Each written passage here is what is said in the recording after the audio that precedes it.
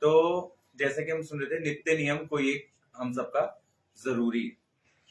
नित्य नियम क्या होता है कि आंधी आए, तूफान आए या कुछ भी हो, हमें वो नियम करना है तो करना है। जैसे हमारे गुरु वर्गों में, हमारे ब्रह्म माधवेंद्र गौड़ीय परंपरा में नित्य नियम में एक वस्तु होती है कि सुबह उठ करके गुरुवाष्टक का पाठ करना है तो करना है। हम सुबह उठ करके गाते हैं, संसार दावा नलिनीलोका प्राणाय कारुण्य घना घना त्वम प्राप्तस्य कल्याण गुणा नवस्य वंदे गुरुषि चरणारविंदम। एक भक्त ने एक बार प्रश्न किया था कि प्रभु जी, हम भगवान की आरती कब करते हैं? वस्तुतः हम भगवान की आरती कभी नहीं करते। 5 टाइम भगवान की आरती होती है। उन 5 टाइम की आरती में केवल संध्या आरती में भगवान की एक बार आरती होती है, जिसके अंदर ये गाया जाता है, जय जय राधा कृष्ण युगल मिलन आरती करे ललितादि सखीगण। अन्यथा सुबह देख लो, दर्शन आरती देख लो, गौरा आरती देख लो, भगवान कहाँ है? गुरु की तो महिमा गाई जा रही है, आरती भले ही भगवान की उतारी जा रही है, लेकिन महिमा किसकी? गुरु की। सुबह क्या गाया जा रहा है? संसार दावा नलनीढ़ लोका क्राणाय कारुण्य घना घनत्वम प्राप्तस्य कल्याण गुणा नवस्य वंदे गुरुषि चरणारविंदम। दर्शन आरती में क्या गाया जा रहा है?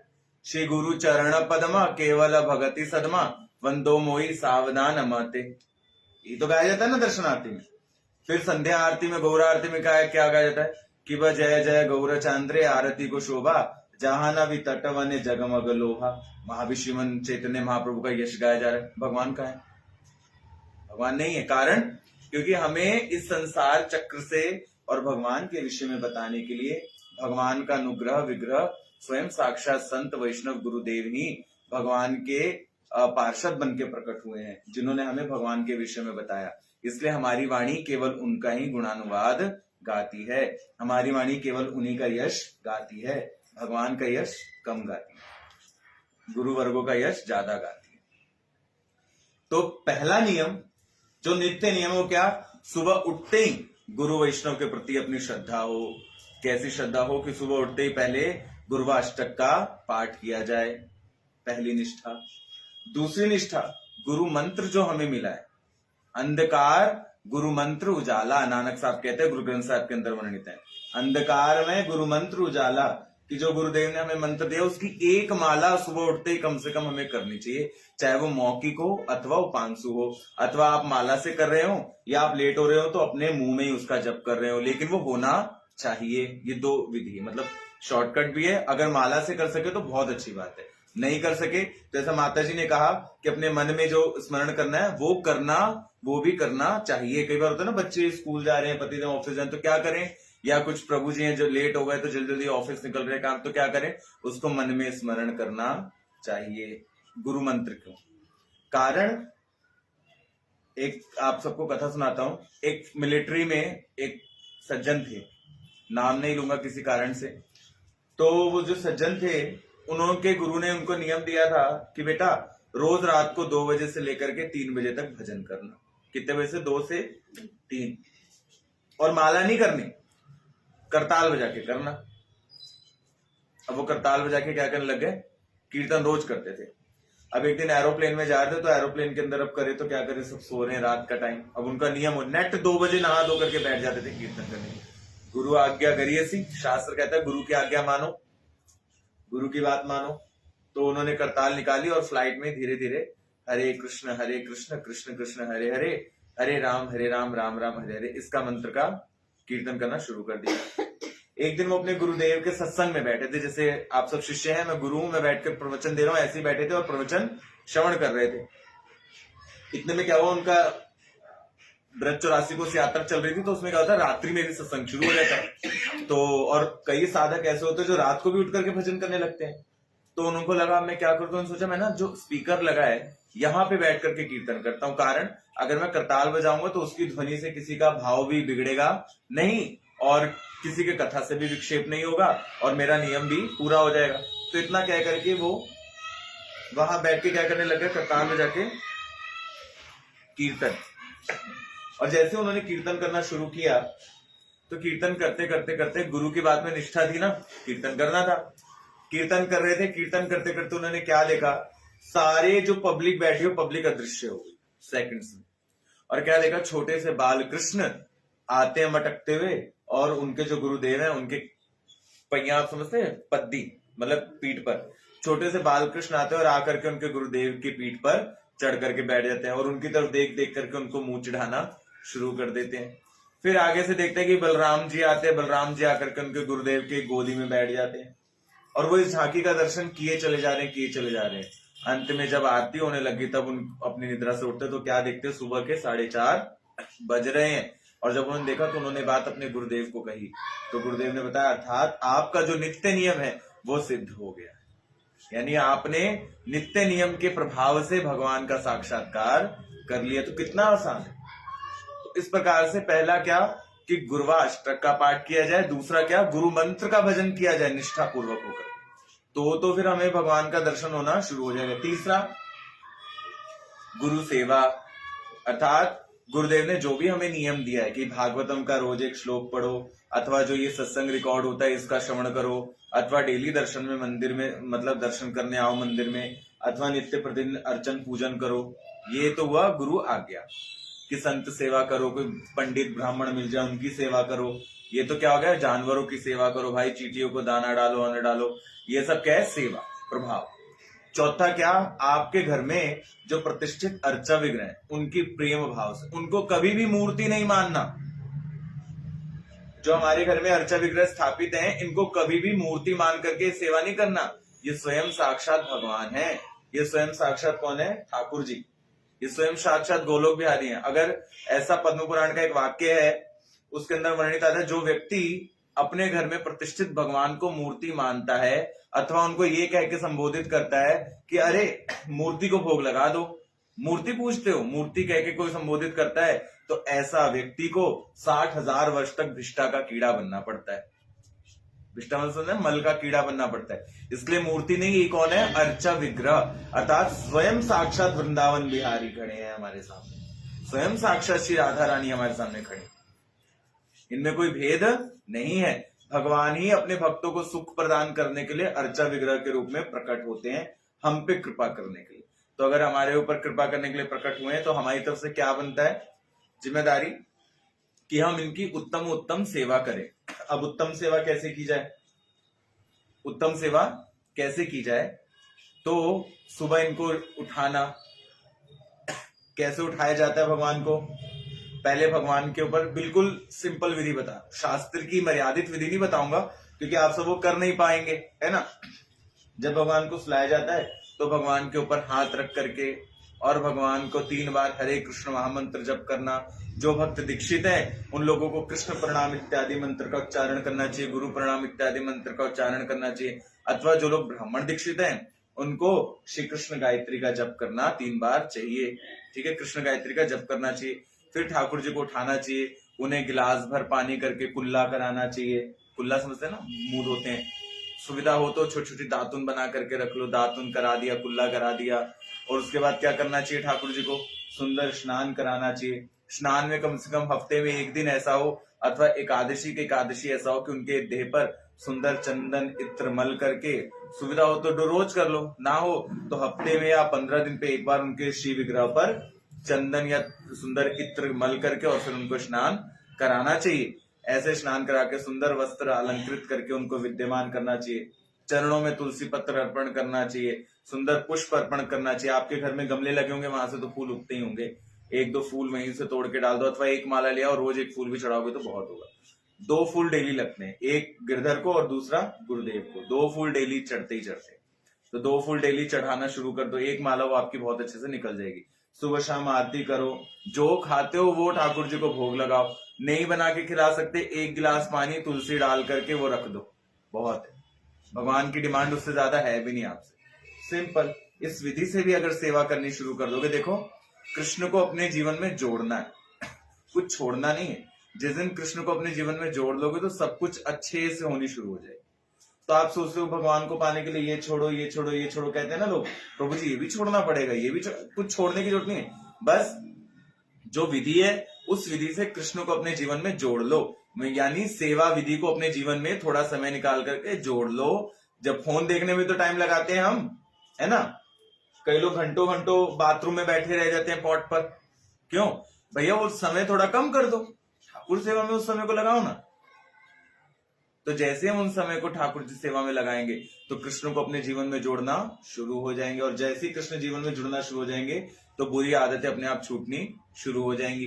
फिर और क्या करना चाहिए नित्य नियम में, जो भी ऋतु फलम आए, मतलब ऋतुओं के हिसाब से सभी अमरूद, सिंघाड़ा आदि के फल आते हैं ना, गर्मियों में तरबूज इत्यादि खरबूजे आते हैं ना बहुत, तो ऋतु फल के हिसाब से भगवान को फल फूल अपने घर में भोग लगाने चाहिए। ये तो नियम जरूर करना चाहिए। ऐसा शास्त्रों में कहा गया जो ऋतु के हिसाब से भगवान को भोग नहीं लगाता ऐसे व्यक्ति को भी पाप लगता है। इसलिए ऋतु के हिसाब से एक ही फल हो वही फल ला करके भगवान को अर्पण करें, परंतु जरूर करना चाहिए। तो नित्य नियम में बहुत सी चीजें आती हैं। अरे बैजनाथ धाम जी को देख लो, नित्य नियम बहुत प्रकार के होता है। ऐसा नहीं कि आप भगवान को पीटना शुरू कर देना। बिहार में एक व्यक्ति था, उसका डेली का नियम था कि वो जो एक पत्थर था नहीं, उस पत्थर के ऊपर रोज 4 डंडा मारता था। उसका नियम था, डेली क्या करता था, पत्थर पे 4 डंडा बजाता था। उस व्यक्ति का नाम था बैजू। रोज क्या करता था, उसके ऊपर 4 डंडा मारता था पत्थर के ऊपर। एक दिन बहुत तगड़ा आंधी तूफान आ रहा। अब उसका नित्य नियम था कि वहां मल त्यागने जाता था खेत में, तो नहा धो करके वहीं पोखर में स्नान ध्यान करके फिर जब घर आने लगता था लाठी लिए, तो क्या कर, पहले के लोग लाठी लेके चलते थे, कोई जानवर भेड़िया शिकार जंगल मिल जाए तो मारने के लिए, तो उस पत्थर पे 4 डंडा डेली मारते ही मारता था। एक दिन बहुत भयंकर बारिश हो रही थी, तूफान आ रहा था। वो घर में खाना खाने बैठा, जैसे उसको स्मरण आया, यार मैंने तो डंडा मारा ही नहीं, तो वो भागा डंडा मारने के लिए उस आंधी तूफान, इतना भयंकर तूफान, और वो जा रहा है किस लिए, डंडा मारने के लिए उस पत्थर पे। दौड़ता दौड़ता वहां पहुंच गया और जाकर के उस पत्थर के ऊपर धनाधन गुस्से में 4 की जगह 8 डंडे मार दिए कि मुझे इतनी आंधी तूफान में आना पड़ रहा है यहाँ पे। जैसे ही 8वां डंडा पड़ा, तेज प्रकाश वहां प्रकट हो गया। उस प्रकाश पुंज के मध्य में जटाजूट धारण किए भगवान शंकर प्रकट हो गए। बोले वाह, भगत तो देखे अनेक, लेकिन तेरे जैसा नहीं देखा, जो अपने नित्य नियम के लिए आज भी मुझे डंडा मारने आए इतने आंधी तूफान में। मांग क्या मांगता है, मांग क्या मांगता है। तो उसने कहा, भगवान मुझे कुछ चाहिए तो नहीं, बस देना हो तो इतना, क्या लूंगा, गरीब किसान हूं, देना हो तो इतना दे दीजिए कि आज के बाद जब आपकी पूजा हो तो आपके नाम के साथ मेरा भी नाम जुड़ जाए। तो इसलिए 12 ज्योतिर्लिंग में से एक बैजनाथ धाम वहां पर बन गया, है ना। तो बैजू भगत के कारण क्या बन गया, बैजनाथ धाम। तो भैया इसी प्रकार से अगर आपका नित्य नियम दृढ़ है, अगर आपका नित्य नियम भक्ति पूर्वक है तो होगा। ऐसा ही एक और मैं आपको बताऊं, नित्य जो हम गुरुवाष्टक सुख पढ़ते हैं ना, श्री गुरु चरण पद्मा केवल भगति सदमा, तो एक महात्मा थे वृंदावन के, वो डेली गुरुवाष्टक पढ़ते थे और डेली अपने गुरुदेव को माला अर्पण करते थे, मतलब उनके चित्रपट को माला या पुष्प अर्पण करते थे, डेली का उनका नियम। जब उनका अंत समय आया तो उस समय उनके गुरुदेव चित्रकूट में विराज रहे थे। चित्रकूट धाम आप जानते हो ना, चित्रकूट में विद्यमान थे, और चेलाराम वृंदावन में विद्यमान थे। अंत समय आ गया, चेला मरने लगा, तो उसके गुरु में अत्यंत श्रद्धा थी, और वेद भी कहता है कि भगवान से अधिक श्रद्धा गुरु में होनी चाहिए, क्योंकि बिना गुरु के तो तुम गति पार, क्योंकि पतवार ही हाँकेगा वही। तो मरने लगा तो उसने मरते मरते कहा, गुरुदेव मैं जा रहा हूं, मेरी रक्षा करो, इतना कहना हुआ। अब गुरुदेव कोई एक प्राकृतिक चीज तो है नहीं, वो तो अप्राकृतिक है। प्राकृतिक चीज एक स्थान पे रहती है ना, अप्राकृतिक चीज तो कहीं भी चली जा सकती है। तो जो गुरु तत्व है वो कौन सा तत्व है, भगवानमय तत्व है। तो भगवान क्या कहीं छुपे हैं। जैसे कपड़ा है, ये क्या है, वस्त्र। अब ये वस्त्र सीधा बन गया था कि धागे पे धागा जुड़ करके वस्त्र बना, ये बताओ, धागे पे धागा बना है ना। अब कोई कहते धागा है ही नहीं जी, वस्त्र ही वस्त्र है, तो कोई मानेगा। धागे ही धागे से जुड़ जुड़ के वस्त्र बनाए कि नहीं, सही की गलत बात। उसी प्रकार से भगवान तत्व प्राकृतिक तो है नहीं, वो तो जड़ चेतन सब में विद्यमान है, यानी भगवान हर जगह विद्यमान है। कोई कहे भगवान हर जगह नहीं है तो भाई ये तो डेफिनेशन ही गलत हो जाएगी। तो इसलिए जो गुरु है वो भगवान का क्या है, अनुग्रह विग्रह। तो गुरु भी एक जगह पे नहीं है, आप जहां पुकारते हैं गुरुदेव वहीं प्रकट है, क्योंकि वो भी अप्राकृतिक है।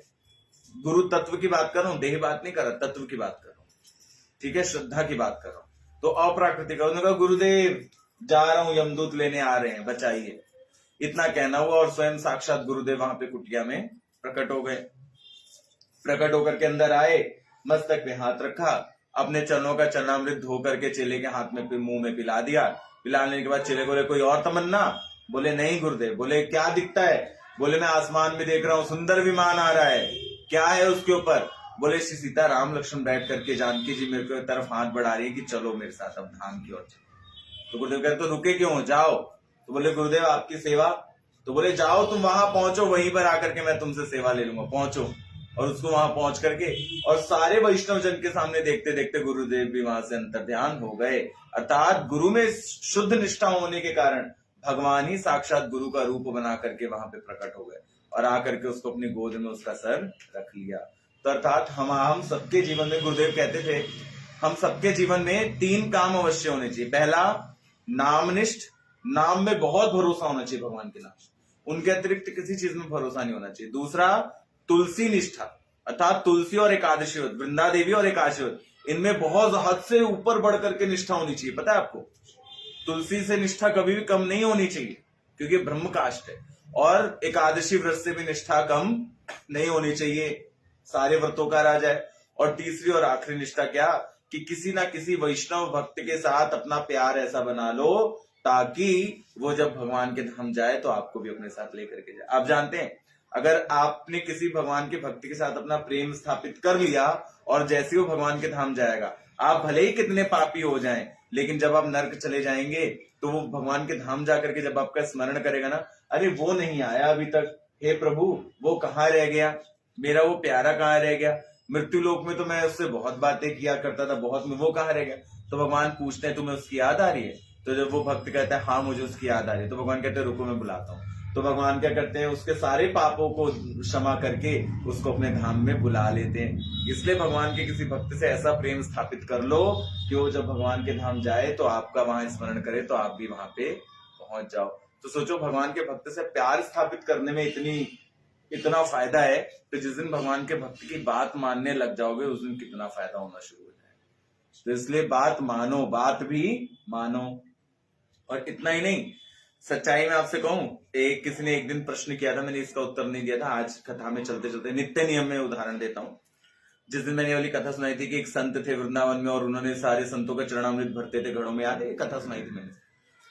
तो उन्होंने पूछा क्या संत के चरणामृत की महिमा इतनी बड़ी है? हाँ जी, रामचरितमानस में श्री राम जी जब शबरी माता से मिलने गए, भीलनी जात की थी, तो सारे साधु संत शबरी माता से क्या करते थे? घृणा करते थे कि नहीं?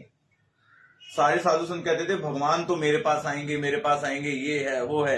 लेकिन भगवान आकर के कहां गए? सीधा शबरी के पास, जिसके पास कुछ भी नहीं है, ना तपस्या, ना बल, ना कुछ नहीं।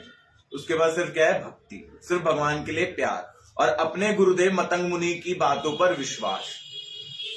भाई भगवान उसके पास क्यों गए जानते हैं आप? रामचरितमानस पढ़ा हमने, शबरी चरित्र। भगवान शबरी से कहते शबरी मैं तुम्हारे पास केवल इसलिए आया क्योंकि तुम्हें अपने गुरुदेव के बातों पर पूर्ण विश्वास है और अपने गुरुदेव के बताए हुए नियम पर भी पूर्ण विश्वास है। गुरुदेव ने शबरी को दीक्षा देने के बाद मतंग मुनि ने कहा था कि बेटी तेरे घर पे राम आएंगे, बस तू इन नियमों को मानना।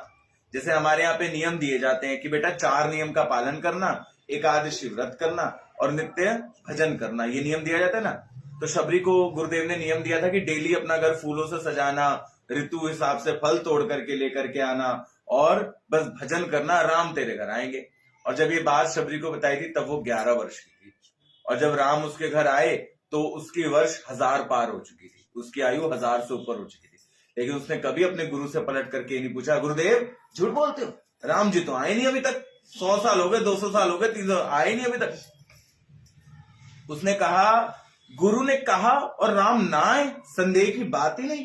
गुरु ने कहा यानी आएंगे। तो डेली उठती, पूरा घर साफ करती, चौका चूल्हा लगाती, जंगल में जाती, फूल तोड़ के लाती, पूरा घर आंगन चौका चूल्हा फूलों से सजाती, कुछ बनाती थी, फल तोड़ करके लेकर के आती, तो पूरा दिन रास्ते पे बैठ के देखती रहती कि आज राम आएंगे, आज आएंगे। लेकिन ऐसे करते करते 1-2 दिन नहीं, 100 साल, 200, 300, 400 साल नहीं, 1000 साल तक उसने इंतजार किया कि आज राम आएंगे। और जब राम आए उसके घर में तो जैसे ही भगवान सामने चल के आ रहे हैं, शबरी घर छोड़ करके भाग गई वहां से। सही में घर छोड़ करके भाग गई शबरी वहां से। भगवान ने कहा लक्ष्मण से, लक्ष्मण पकड़ो इसको। पता है क्यों छोड़ करके भाग गई? वो बोली हे हरि, मैं तो स्त्री जाति की, ये इतने बड़े बड़े तपस्वी यहाँ पे, देखो भक्त की भक्ति कितनी बड़ी होती है। बोले इतने बड़े बड़े तपस्वी, ना जाने भगवान इनके आगे मुझे देखेंगे कि नहीं, और मैं तो वैसी भील जाति की, पता नहीं भगवान अपनी कृपा मुझ पर बरसाएंगे कि नहीं।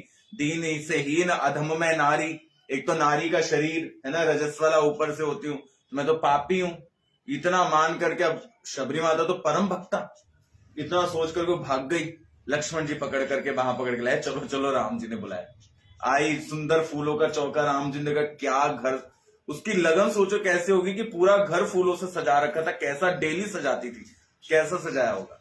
हम लोग तो यहाँ पे रोज एक सेवा करने में ऊंघ जाते हैं, अरे आरती करनी पड़ेगी प्रभु जी, प्रभु जी आप हफ्ते के लिए जा रहे हैं तो अच्छा, कौन मंदिर में झाड़ू लगाएगा, कौन डस्टिंग करेगा, अरे रे रे रे।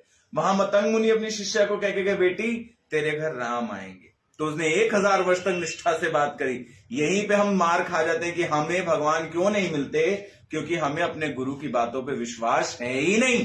गुरुदेव ने कहा ये करो तो हम कहते हैं कैसे करें, इसका मतलब पहले समझाओ, इससे क्या क्या होता है ये समझाओ। अरे भाई जो कह दिया सो कल्याणमस्तु, जाओ, तो हम सुनते ही नहीं, बस यहीं फंस जाते हैं। और इसी को कहते हैं संशय आत्मा विनश्यति। गुरु की बात में भरोसा नहीं है तो ऐसी आत्मा का विनाश होना आवश्यक है, होगा। तो शबरी को जब भगवान मिले तो शबरी तो बस ये चाहती थी कि हे हरि आपका दर्शन हो गया। और जब भगवान ने शबरी से पूछा तुम अब क्या करना चाहती, तो शबरी ने उत्तर में पता भगवान से क्या मांगा। शबरी ने कहा हे राम, मुझे अगर आप देना चाहते हो तो मुझे वापस जहां जिस लोक में मेरे गुरुदेव गए हैं वापस वहां भेज दो। तो राम जी ने हंसते हुए बोला कि तुम मुझे पाने के बाद वापस वहां जाना चाहते हो। बोले हाँ, क्यों? बोले जिस गुरु की केवल 3 साल सेवा करने से आप मिल सकते हैं, तो उस गुरु की दीर्घ आयु तक जाकर के उसके धाम में सेवा करूंगी तो ना जाने क्या क्या मिलेगा। सिर्फ 3 साल तो सेवा की थी, और वो भी जानते हो कैसे सेवा की थी? रात्रि के समय लकड़ियां बिन करके ला करके रख देती थी, ठीक है, पानी भर भर के नदी से ला करके गुरुदेव के लिए रख दिया करती थी, ताकि गुरुदेव जब सुबह उठे तो उनको अपने भगवान के स्नान के लिए, सेवा के लिए, पूजा के लिए कोई भी काम ना करना पड़े।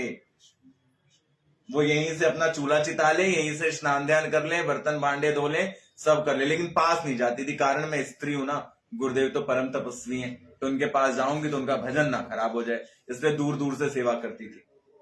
तो भाई जिसने सेवा करी है तो उत्तम अधिकारी तो है ही फिर फल पाने का।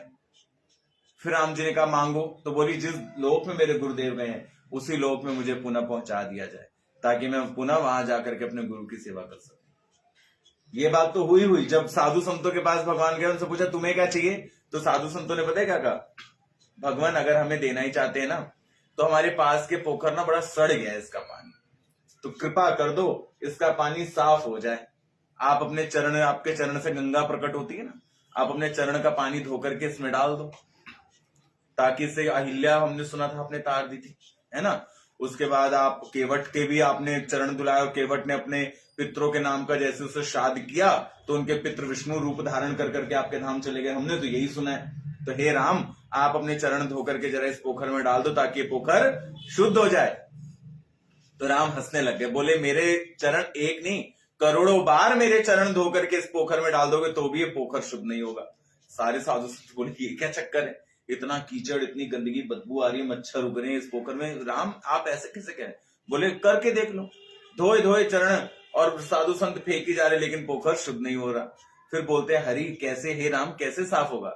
बोले ये शबरी है ना, इसके चरण धो करके इस पोखर में डालो तो ये पोखर पवित्र हो जाएगा। वो बोले लो, जिस स्त्री को हम देख करके मुंह फेर लेते थे, या जिसका एक पत्ता जिसके अंग से लग के हमारे अंग पे लग जाए तो हम स्नान करते थे कि हम अपवित्र हो गए, उसके चरण की धोवन। तो राम जी ने कहा करके तो देखो। जैसे ही शबरी माता के चरण धुला करके पोखर में फेंका गया, वो पोखर का पूरा जल गंगा के समान शुद्ध हो गया, सुंदर सुंदर कमल पुष्प उसमें खिल पड़े। सारे साधु संत देख करके हाय तौबा करने लगे, अरे ये क्या हुआ, जो काम भगवान ना कर सके वो शबरी ने कैसे कर दिया? तो भगवान ने कहा अरे साधुओं, मेरा जो भक्त है ये पोखर कुछ और नहीं, ये कलिमल ग्रसित जितने पुरुष और स्त्रियां हैं जिनके मन के अंदर कलयुग का कलमश जमा है, वो कलयुग का कलमश केवल मेरे भक्त के चरण का संग करने से ही साफ होगा। मेरा संग करने से साफ नहीं होने वाला, चाहे कुछ भी कर लो। कारण क्योंकि कलयुग में तो मैं मूर्तिमान होकर के खड़ा हो जाऊंगा, मैं तो कुछ बोल नहीं सकता, लेकिन आपको मेरी कथा सुना करके, मेरे प्रति आपके हृदय में प्रेम जगा करके केवल मेरा भक्त ही आपको मुझ तक लेकर के आएगा। तो इसी प्रकार मन का दर्पण साफ करना है तो भक्त का संग तो करना पड़ेगा, भक्त की सेवा तो करनी पड़ेगी, भक्त की बात तो माननी पड़ेगी। जो नियम दिया गया है गुरु वर्गों की तरफ से, उस नियम के ऊपर अटल रहना ही पड़ेगा। और अभी एक रिसेंटली बात सुनो, 20 साल पहले की बात है। यही बात सुन के पूज्य पाद श्री राजेंद्र बाबा जी महाराज है ना, उनके गुरुदेव भक्तमाली जी महाराज, तो कहीं भोपाल में एक सत्संग कर रहे थे। अभी तो धाम चले गए भगवान के भक्तमाली में। तो उन्होंने सुना कि गुरुदेव के चरण इतने पवित्र होते हैं। तो उन्होंने, गुरुदेव जब व्यास आसन से नीचे उतरे, उनके घर गए, तो उनका गुरुदेव अपने चरण धुला लो। धो लो भाई, चेला है, धो सकता है ना। पर हाथ में पैर रख दिए, चेला राम ने चरण धो लिए गुरुदेव के, और चरण धो करके वो पानी लेकर के दौड़ता हुआ जाने लगा। तो जब दौड़ता हुआ जाने लगा तो जाते जाते उसको किसने पूछे कहां लेके जा रहा है चरणामृत, तो गुरुदेव का थोड़ा हमें भी दे दे। तो उसने बोला नहीं नहीं तुम्हें दूंगा मैं, किसी का कल्याण। किसका कल्याण? तो भोपाल में आप जानते हैं गर्मी बहुत होती है, तो बोले हमारे घर के पास कुआं है। उसने भी कथा सुन ली थी, हमारे घर के पास कुआं है, उसका पानी ना बहुत खारा हो चुका है, बहुत खारा, पिया नहीं जाता। तो जब शबरी माता भक्त थी और उनके उससे हो गया, तो मेरे गुरुदेव तो साक्षात भगवान है, उनके चरण की धोवन से क्या नहीं होगा? गुरु में श्रद्धा। उन्होंने ले जाके वो जल अपने कुएं में पलट दिया। जैसे वो जल कुएं में पलटा, एक रात बीता, अगले दिन कुएं से पानी खींच के पिया, तो कुएं का पानी वाकई में मीठा हो गया। अब पूरे गांव में तो जय जयकार हो गई, भाई ये कैसे। अब जब गुरुदेव को बात पता चली, उस दिन से उन्होंने नियम बना लिया कि आज के बाद मैं अपने चरण धोने का अधिकार किसी को नहीं दूंगा। कारण, क्योंकि ये बात, वैसे तो उन्होंने बात को छुपाई, लेकिन कि भाई ये मेरा असर नहीं है, तो भक्त की भक्ति का असर है, मैं तो एक आम इंसान हूं, मेरा क्या। वस्तुतः भगवान के भक्तों का भजन ही ये सारे चमत्कार करके दिखाता है। तो ये होता है आज, इसलिए कोई भी भक्त अपने चरण धोने का अधिकार नहीं देता। हाँ, किसी सुपात्र शिष्य को देता है कि हाँ आप लीजिए, आप चरण धो लीजिए और इन चरणों का जल आप ही ग्रहण कर लीजिए, सबको नहीं मिलता। एक वाक्य आता है भागवतम में कि भगवान का चरणामृत पान करने से, मंत्र है ना चरणामृत का, क्या है कि अकाल मृत्यु ना विद्यते। चरणामृत जो भगवान का डेली लेता है, उसको अकाल मृत्यु कभी नहीं होती, लेकिन मरेगा तो फिर भी, भाई मरना तो है ही ना, लेकिन अकाली मृत्यु तो नहीं होगी। बस अकाल मृत्यु मतलब समझते एक्सीडेंट नहीं होगा, फांसी लगाएगा, कोई जहर दे तो मरेगा नहीं, तड़पता रहेगा भले हॉस्पिटल में, यही तो है। लेकिन भागवती कहती है जो साधु संत वैष्णव एवं सदगुरु का चरणामृत पान करता है, ऐसे व्यक्ति को भगवान का प्रेमामृत प्राप्त होता है, भगवान की शुद्ध भक्ति प्राप्त होती है, भगवान का वैभव प्राप्त होता है, भगवान जैसी लक्ष्मी प्राप्त होती है, यहां तक कि भजन में भी निष्ठा बढ़ती है। लेकिन साधु संत दें तब तो, वो नहीं देते किसी को, यही बात है। ले देते भी किसको जानते हैं? एक और मैं इससे जुड़ी कथा आप सबको सुनाऊं, बस इस कथा के बाद आज की कथा को यहीं विराम देंगे। कथा इस प्रकार है कि एक बार क्या हुआ, सत्संग चल रहा था कहीं पर, महाराष्ट्र की घटना, कहीं सत्संग चल रहा था। उस सत्संग के अंदर व्यास देव ना बैठ करके कथा सुना रहे थे, व्यास आसन पे। अब जैसे कोई मर जाता है तो क्या कहा जाता है कि जो मर गया, प्रेत योनि में चला गया, उसके नाम की कथा करने से वो प्रेत योनि से मुक्त हो जाता है ना। लेकिन कथा सही होनी चाहिए भाई, वरना व्यास के साथ गड़बड़ी शुरू हो जाती है। तो व्यास देव क्या कर रहे थे? कथा सुना रहे थे बड़े मन से। अब वो कथा सुना रहे थे, कथा सुना रहे थे, जिसके निमित्त कथा सुना रहे थे, बस अचानक से क्या हुआ कि व्यास देव हवा में उड़ने लग गए। व्यास देव कहां उड़ने लग गए? हवा में। और हवा में उड़ते उड़ते किसी ने उनको उठा करके व्यास आसन से नीचे फेंक दिया। अब वो व्यास आसन जब नीचे गिरे तो उनको बड़ा ही दिल में दुख लगा, हाय मुझे किसने उठा के फेंक दिया। मुड़ करके जब देखा तो मरा हुआ बंदा खड़ा था वहां पे। अब वो उसको देख, किसी को नजर ना है, उसी को नहीं, वो भागने लग गया, बचाओ बचाओ, भागने लग गया। अब जो ब्रह्मचारी उनको बुला करके ले गए, वो भी पीछे पीछे, रुक जा। वो रुके ना, वो भगी जाए। उन्होंने मरना है, मैंने नहीं कथा करनी। अब जैसे किसी के शरीर पे आके खेलने लगते हैं ना, भूत बताते हैं, तो खेलने लग गए, उसको जैसे जैसे समझा बुझा करके लाया गया और वो उस शरीर पे खेलने लग गया। तो उससे पूछा कि क्यों, तुम्हारी तो मुक्ति के लिए करवाई जा रही है भागवत। तो उसने बोला ठीक है, भागवत मेरी मुक्ति के लिए कराई जाए तो कराओ, लेकिन इस व्यास से मैं एक ही शर्त पे कथा सुनूंगा। बोले क्या? कथा तो सही सुना रहे। बोले व्यास कथा तो सही सुना रहा है, लेकिन इसकी नजर यहाँ पे बैठी स्त्रियों पर है, तो इससे बोलो कि कथा सुनाए, स्त्रियों पे नजर ना डाले। अगर स्त्रियों पे नजर डाली हुई आसन में बैठे बैठे तो अगली बार इसको मार ही डालूंगा, छोड़ूंगा नहीं। अब ये बात जैसी पंडित जी ने सुनी और पंडित जी ने बताई उसको कि भाई देख सब तो करियो, स्त्रियों पे नजर मत डालियो, तो उसने कहा पंडित जी आपकी कसम आज के बाद पोती से नजर ही नहीं उठाऊंगा, पोती पे ही नजर रख करके कथा कहूंगा मैं। तो भाई ठीक उसी प्रकार जब प्रेत हमारे मन की बात जान सकता है तो क्या भगवान हमारे मन की बात नहीं जानते होंगे?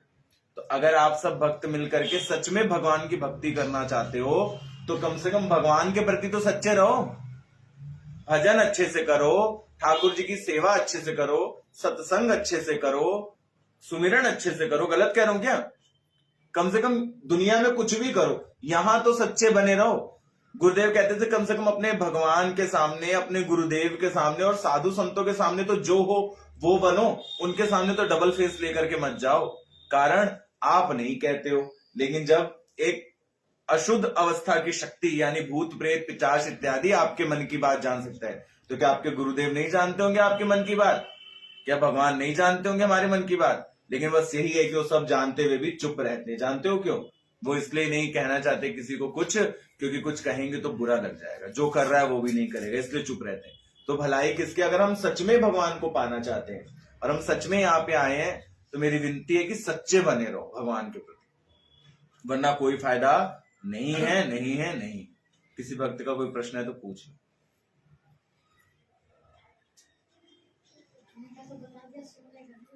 भगवान को सुलाने के लिए माता जी पूछे। देखो भगवान को रात में सुलाते उठाने का तो मैंने बता दिया। सुलाते टाइम जो वो अलंकार धारण करते हैं वो सब उतार दो। हम पहन करके सोते हैं नहीं ना, हम बेल्ट लगा के भी नहीं सोते, उतार देते हैं। क्यों? फ्री सोना चाहते हैं, है ना। सारे अलंकार उतार देने चाहिए। हाथ के कड़े बड़े सब उतार देने चाहिए ठाकुर जी के। दूसरा, जो भगवान इतने मोती जरकन वाले कपड़े पहनते हैं दिन में सुंदर लगने के लिए, वो सब उतार दें। कारण जब ठाकुर जी सोते तो उनको वो सब क्या होता है? चुभता है, तो वो सब उतार देना चाहिए। अच्छे से रात के कपड़े कोई नाइट ड्रेस बना लेनी चाहिए, सूती रुमाल आते हैं ना उनकी, सिंपल सा वो पहना दो, नहीं तो ऐसे ही सुलाओ, ठीक है। चड्डी पहना दो सिर्फ ठाकुर जी को, ऐसे ही सुला दो, हाँ ऐसी शयन करा दो। और अभी तो ठंड है तो नीचे अच्छा सा मखमली कपड़ा दे के कुछ गरम, फिर ऊपर गद्दा लगा के ठाकुर जी को रख करके उनको किसी कपड़े में अच्छे से, मतलब ऊनी कपड़े में, और वैसे ऊनी कपड़ा नहीं, ऊनी कपड़ा खून सोखता है डायरेक्ट अगर उसको वो किया जाए तो इसलिए पहले सूती के किसी कपड़े में जिसमें उनको गर्माहट आती हो अच्छे से लपेट लो ठाकुर प्रिय प्रीतम को, फिर दोनों को रख करके उसके बाद सुंदर सी कोई चादर वादर सब अच्छे से उड़ा दो, मुंह कान सब उनका अच्छे से ढक दो, है ना, ताकि उनको गर्माइश बनी रहे। ऐसे करके उनको अच्छे से सुला दो। और जब सो जाएं तो पास में पानी का गिलास जरूर रखना, रात को प्यास लगेगी तो। प्यास नहीं लगेगी उनको? रात को प्यास लगी तो कैसे? आप तो उठेंगे नहीं, इतनी भयंकर नींद में सोते हैं आप। तो पानी का गिलास रख दो। आपके छोटे से लाला हैं तो 2 टॉफियां 1 बिस्कुट का पैकेट पास में रख दो उनके लिए कि रात में प्यास लगते हैं। कई बार होता है ना बच्चों का मन की कुछ खा लूं कुछ पी लूं, तो मन करेगा तो कुछ टॉफी 2 मुंह में डाल लेंगे अथवा बिस्कुट 2 मुंह में डाल लेंगे। तो इसलिए उनके पास कुछ ना कुछ रखना चाहिए। पानी का गिलास तो रात्रि में जरूर रखना चाहिए। ये है उनके सोने का नियम। बस किसी वक्त कुछ और पूछ लें? नहीं? कोई प्रश्न नहीं? फटाफट बोलो। श्री वृंदावन चंद्र भगवान की निताई गौ।